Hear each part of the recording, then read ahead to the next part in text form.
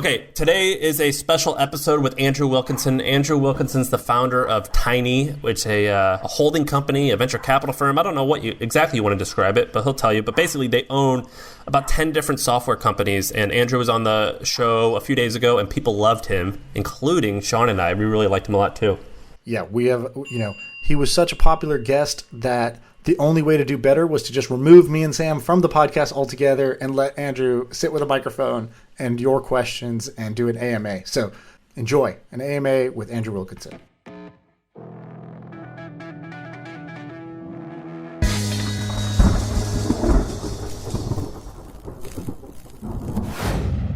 Okay, so this is my first ever Ask Me Anything. I've never done one of these before. And I was supposed to be on a different podcast, but it ended up getting rescheduled. And so I decided to go on Twitter and see if anybody had questions for me. And Sean and Sam from My First Million have kindly said that they're going to put this on their feed. So happy to answer everybody's questions. And if this goes well, maybe I'll keep doing these. Let's get started. So Rand asks, I know that you outright buy majority stakes in companies and hire CEOs to manage them. How do you find these CEOs that you can trust? There's two things that we do. Generally, we start by sourcing people through our network. We're typically looking for people who we have some connection to already, which is a great way to vet people. So what we'll do is go to our existing CEOs and executives across all of our companies and say, hey, we're acquiring a company. It's in this space. Who do you know? Who's the best executive or CEO that you know in that space? And that usually yields a lot of really interesting candidates. The other thing that we do is we try and recruit people that have already done the thing that we want. If you were going to go and build a new deck on your house, you wouldn't hire somebody who you thought could probably figure it out. You would go and hire a red seal carpenter who had built hundreds of decks, who is super confident.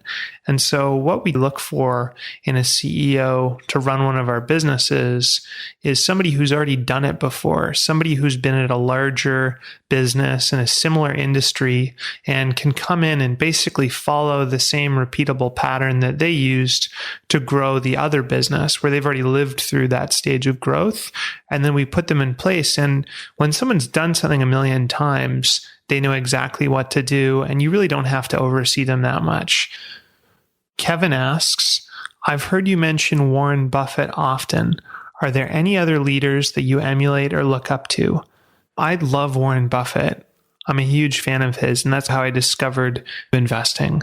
But I actually find his business partner, Charlie Munger, far more fascinating than Buffett. I mean, Buffett's amazing, and everybody should read Warren Buffett's letters and stuff. But Munger's kind of quietly in the background. He's his minority partner.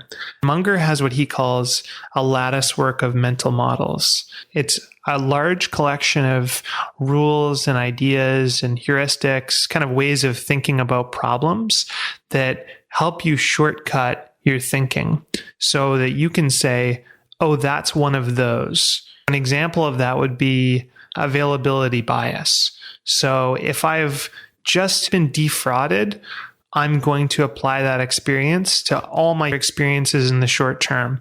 For the next month, I might be far more suspicious of everybody because it's available in my brain. Or I might apply that and see that everywhere. I might think everybody's trying to steal from me.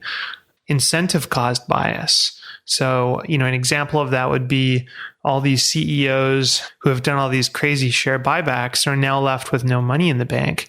A nice interpretation of that would be that they're simply just trying to return capital to their shareholders in a more tax efficient manner than dividends. But if you look at it with a skeptical eye, a lot of CEOs are compensated based on share price because they get stock options. So their stock options become more valuable when the share price goes up. And what makes the share price go up but share buybacks? So when you buy back shares, there's fewer shares and each individual share is worth more. And so it's actually a way for the CEO to put money in his or her own jeans.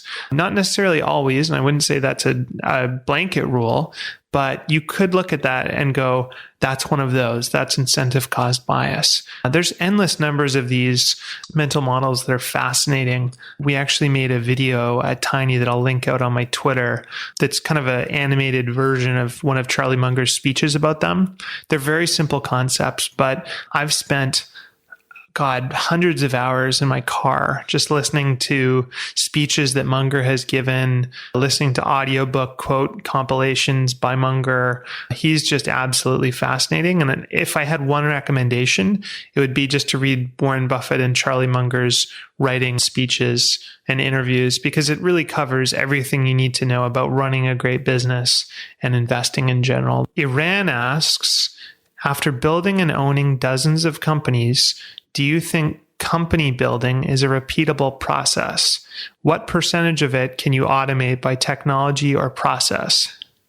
So I think that starting a company is kind of black magic. It is repeatable, and there's obviously a process to it that includes validating the market, validating that there's demand for it, validating that you can make money in projections. But so much of that stuff is future casting and guessing. But that said, I think growing companies is a much more repeatable process. Brent Beshore from Permanent Equity calls it the everything tastes like chicken part of business. And what I mean by that is that every business looks kind of the same in many different ways. One example is pricing strategy. So looking at a business and saying, is this really the fair price for the product? Is it overpriced? Is it underpriced? Can we tweak the structure of the pricing? Can we make this monthly so that it's a less burdensome amount of money? Can we get people to prepay for it? There's so many different ways to tweak that. Marketing best practices are another area we look at when we're looking at growing a company. Search engine optimization, copywriting, conversion optimization, social media. We found businesses where they have millions of email subscribers and they just don't send emails. These simple best practices that can grow a business, just ignoring channels and stuff. Incentives can drive a business in a big way. I used to get frustrated because the people that I hired as salespeople at some of the businesses, they never seemed to be as excited to close deals as me. And I couldn't figure out why, which was ridiculous and the obvious reason was they were not incentivized to do that. If we closed a deal, it was actually just more stress for them. They didn't get a big bonus. They didn't have variable compensation. We had been reading the wrong business books and didn't understand incentives. And so often incentives are like a magnet that drives your employees and your team to the result that you want. Negotiation is often something that we think is repeatable. So an example of that is we once bought a business where the founders didn't really like tough business negotiation. And so they'd left a lot of their contracts and not renegotiated them for 5+ years. When we bought the business, we were able to renegotiate it with much more favorable terms. And that worked out very well for us. And then the other thing is just identifying new business lines that are proven out by other companies. That goes back to that email example of you can have a business that's very successful that is a web news site and they don't have an email newsletter. Adding that email newsletter, that's a whole other branch of potential advertising revenue and opportunity. So adding that could be the sort of thing that grows the business significantly. Sunit asks, could you also recommend your favorite business biographies? So I don't just read business biographies. I like to read all sorts of different ones. These are mostly business, but there's a few other ones. So I really loved Shoe Dog, which is Phil Knight's autobiography. He's the founder of Nike. That was really incredible. Buffett, The Making of an American Capitalist by Roger Lowenstein, which is, I think, the best biography of Warren Buffett. The Tiger Woods biography that just came out by Jeff Benedict, I guess a year or two ago, but that was phenomenal. One of the things I love about biographies is that often all you see is the success. So you see somebody who's profoundly successful and you go, man, I wish I was like them. And what you don't see is the sacrifice that these people often have to go through to get what they want or they thought they wanted. Another great sports one is Open by Andre Agassi. Again, it turns out he actually hates tennis, and the only reason he became a tennis star was because his dad was brutal and forced him to do it. Business-wise, I also really liked The Gambler, which is about Kirk Kerkorian, who is the longtime owner of MGM and a lot of hotels and a lot of interesting businesses. Just a crazy story about a guy who starts out with nothing and builds an empire by taking a lot of big gambles. Maybe not the kind of gambles I would take, but it's a great story. And I can link some of these on my Twitter. Handugul asks, what is your biggest failure and what did you learn from it? I think the dumbest thing that I've ever done is started a restaurant. I'm originally a designer and I've always loved food and loved restaurants. And I've always said, man, it would be so fun to design a restaurant. And so I got together with a couple friends, my business partner, Chris, and my best friend, Rajiv. And we decided we were going to start a New York pizza restaurant in Victoria, Canada, where we live. And, it's really funny. I think people often don't realize what the true sacrifice is to achieve something. And running a restaurant is no different. People think about how fun it will be to design the menu, to taste the food, to design the space and choose the lighting and all that kind of stuff. And it's a little bit like saying, man, it's going to be so much fun to have a baby. All I'm going to do is kiss its little feet and take photos of it, and ignoring the reality of diapers, crying, no sleep. Now, with a baby, obviously, it's meaningful and pays a million intrinsic dividends. With a restaurant, I would say it's one of the hardest, most brutal businesses to be in. And we had so much hubris coming into it. We're tech entrepreneurs. We'd always been successful in that world. And so we thought, well, it can't be that complicated. I'm sure that we can bring our business expertise to it. And what we learned was that real businesses, and what I mean by real is brick and mortar, grinded out businesses, are incredibly, incredibly difficult. We were shocked by how low the margins were. We would have a 1% to 5% net margin at the end of the day.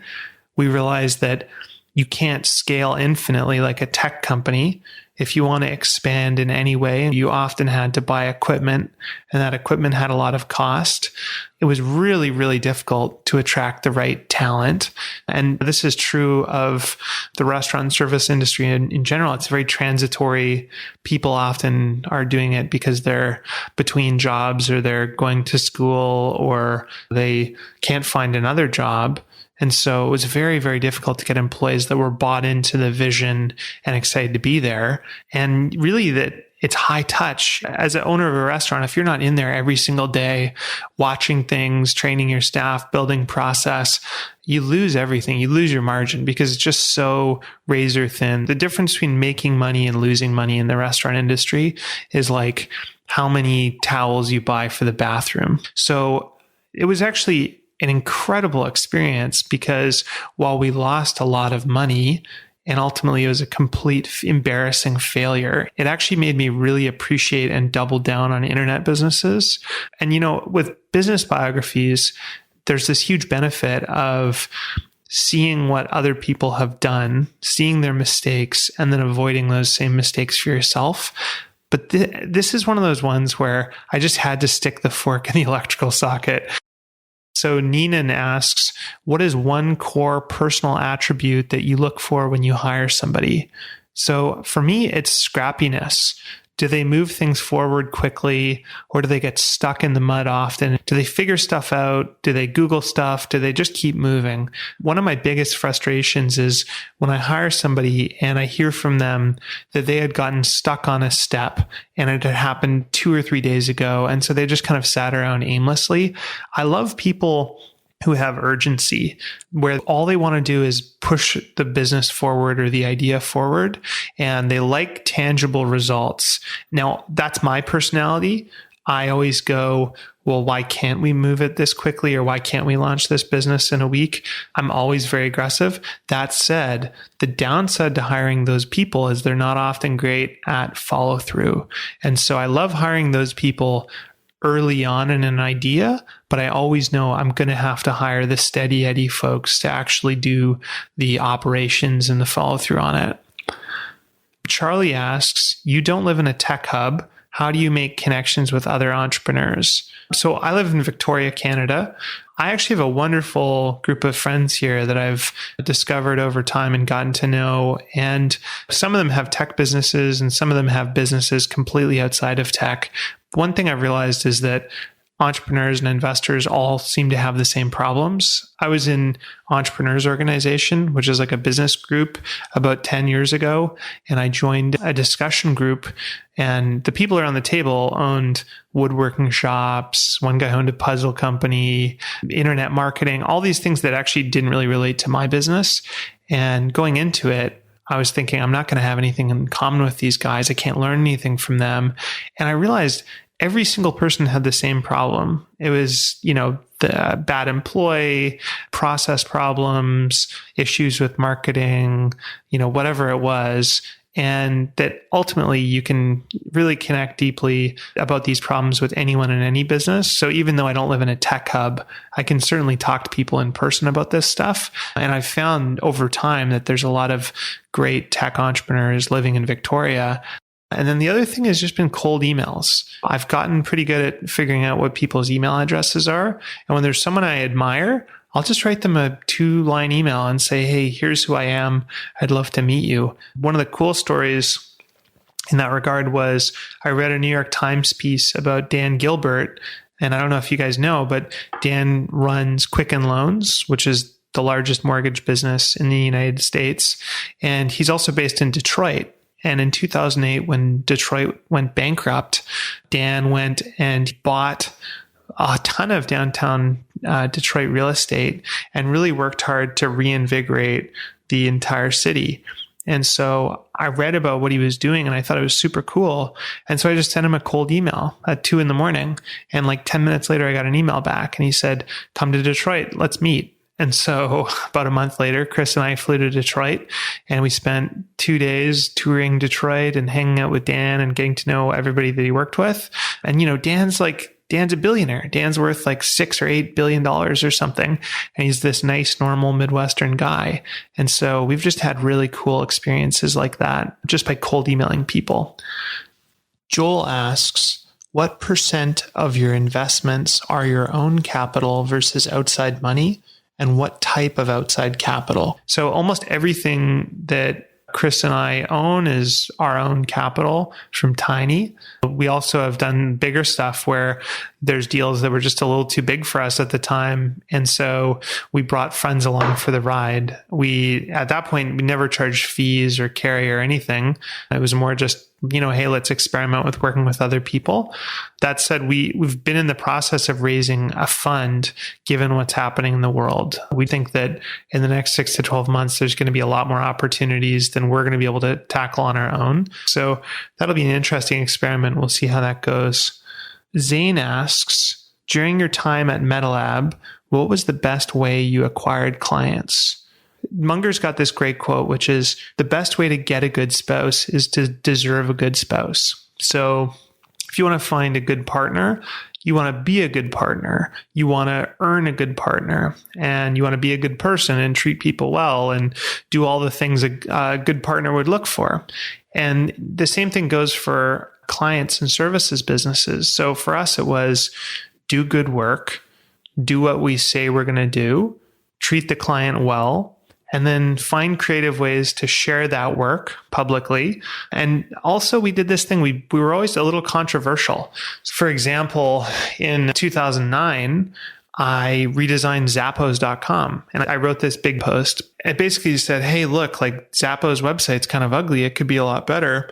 And I wrote an open letter to Tony Hsieh, the CEO of Zappos. And that got us a lot of attention very early on. And through that, we ended up getting a bunch of larger companies as clients. And we just kept moving up the food chain. But we've never done traditional marketing, or really until recently, even outbound sales. It's always been about building reputation. And the other piece of advice is we always did the kind of work we wanted to do long term. So one of the mistakes we see is a lot of agencies will say, we're going to start local and we're going to work our way up.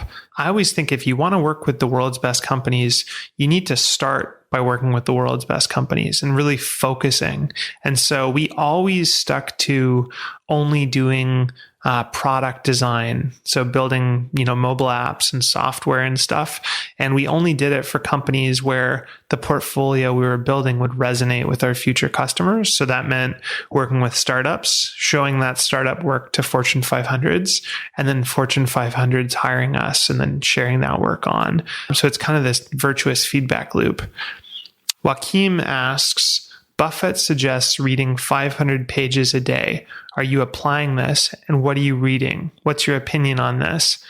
So I might read that much via Twitter and news and that kind of stuff. But unfortunately, it's not deep reading. It's not super focused reading. I used to read 2 or 3 hours a day. I would just plunk down on the couch from like 5 o'clock until 9 o'clock and read a book.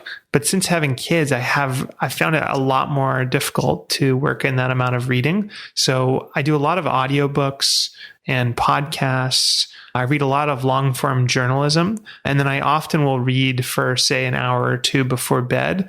But if I'm being honest, it's so hard to really get that deep reading time in and spend 3 or 4 hours a day as I would like to. I hope as my kids get a little older, I'll be able to do a lot more of that. Ryan asks, as a person, what are some ways that you've evolved over the years? Any insights or wisdom you've gained around perspective? So I'd say I'm a lot less focused on external stuff like travel, possessions, clothing, all that kind of stuff.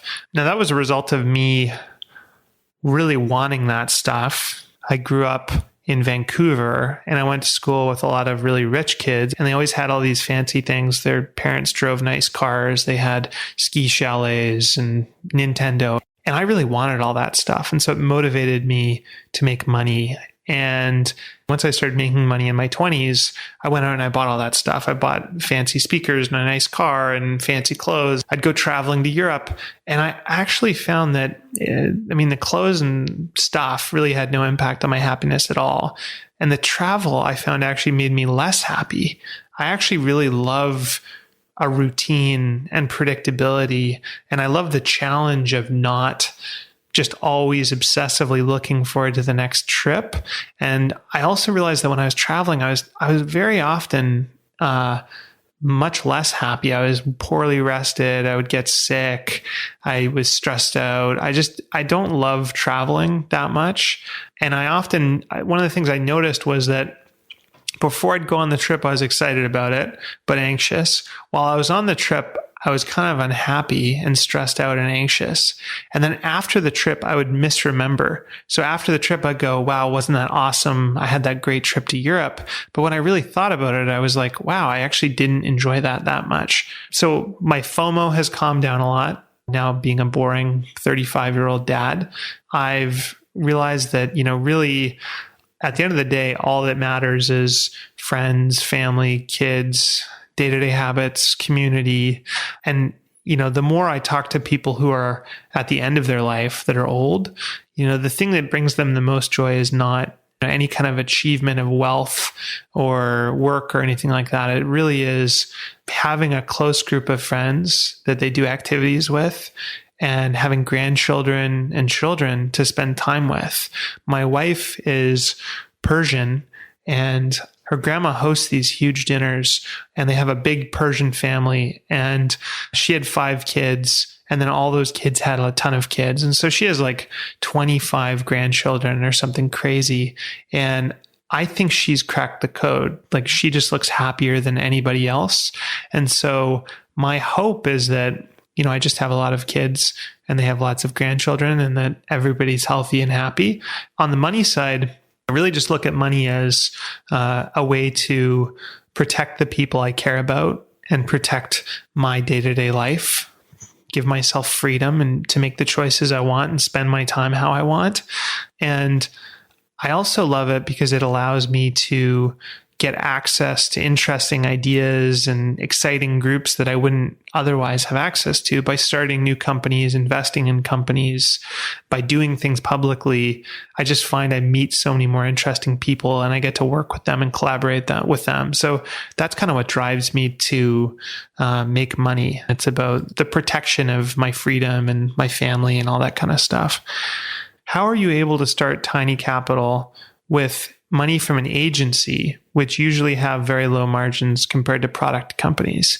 Answer to that is really simple. We got really lucky and started an agency that serviced companies in San Francisco where we could charge San Francisco prices, but from a location, Victoria, that allowed us to have good margins. So it was much more affordable for us to operate in Victoria with the same number of people making the same amount of revenue based out of San Francisco. I don't even know if we'd be in business. I don't know if it'd be sustainable, but doing it as a remote team or from Canada has been much more profitable than a typical agency. Another question, I don't know who wrote this one, but what's the required mindset shift to go from running one business with a small team to owning 20 plus businesses with delegated management? I often think about that great quote, fish for a man and he'll eat once, teach a man to fish and he'll eat for a lifetime. And I think the same is true with delegation. If you ask your employee to do something, they don't do it well, and you jump in and put out the fire, they're never going to learn. And so what I found was that delegating something, having the employee mess up, and teaching them how to solve it.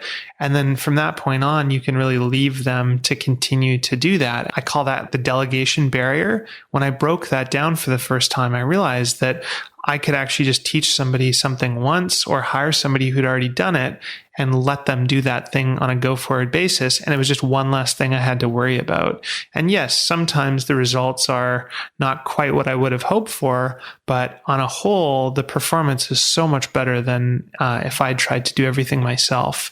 Really, the formula is good people who you trust, plus an alignment on strategy. So we all agree the kind of general direction we're moving and the goals of the business, and then incentives to make sure that when you win or the business wins, they win as well, and they're rewarded for that.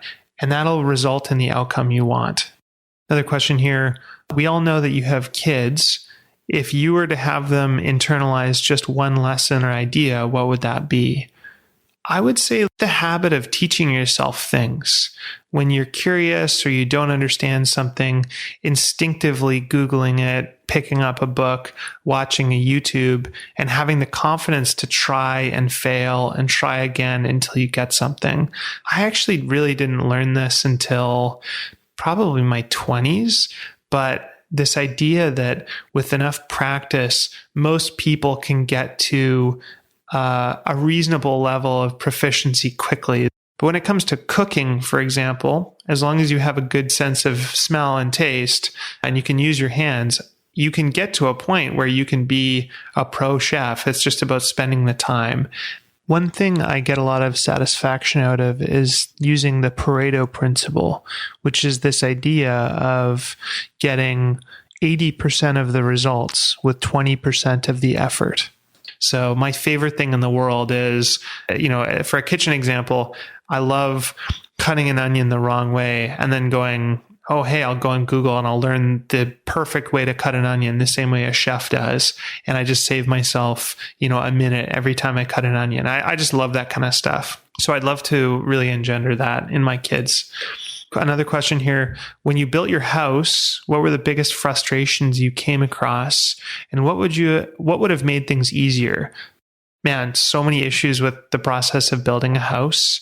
There's a lot of incentives problems. So if you think about it, a general contractor, who's the person you pay to basically run the project for you and get your house built, Typically, they work on a cost plus model, which means that if the house costs $1 million, they're going to get paid a percentage of that for managing it. So let's say if it's $1 million and they get 5%, they get 50 grand. So here you get into incentive cost bias, where they want to win the project in the first place. So they have an incentive to give you the lowest bid possible to win the work. And then they're actually incentivized to make the house as expensive as possible within reason. They don't want you to hate them. And, I don't think they want to do anything obvious, but they generally, if the project goes over budget, it's really good for them because they're getting a percentage of that. So another question here, I want to skip building an agency and directly build my own version of Tiny. Knowing what you know, how would you do that? And what minimum resources would you need to make that happen?